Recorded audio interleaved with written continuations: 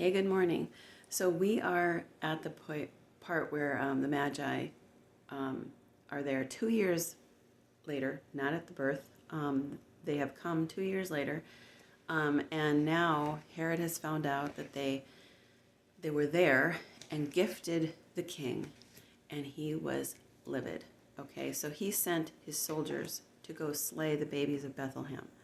That is an evil that we cannot understand, and it's still here in the earth. That evil, we see it in the Islamic community where they go and they kill Jews and Christians. I'm sorry, but they're the only ones who do that. So it's evil, and don't think it's a peaceful religion. There's nothing peaceful about murdering people that you don't agree with.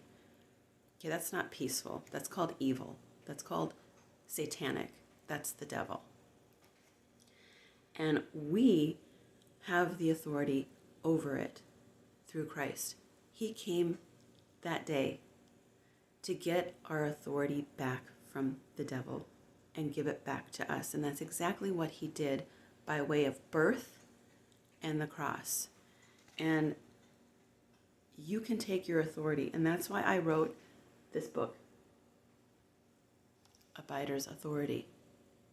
You can get it at barnesandnobles.com online. I want you to have the tools it takes, the warrior prayers that it takes to combat this evil. And that's exactly what we're going to do. We're not going to let this, as long as we're here, he said, occupy until he comes. And that's exactly what we need to do. So we have seen some really evil things ramp up, and Jesus warned us this would happen in the end.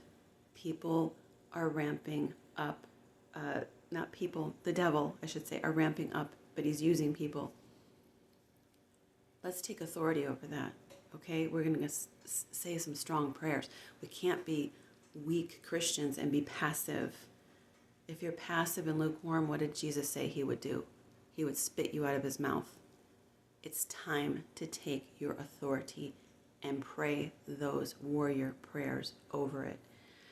Jesus, we just ask you, Father, we ask you to give us the boldness. And we say, Satan, take your hands off our children. Take your hands off the bride of Christ. In Jesus' mighty name. And we release those ministering angels to go cover these gatherings and bless them instead of turning them into something evil. In Jesus' mighty name.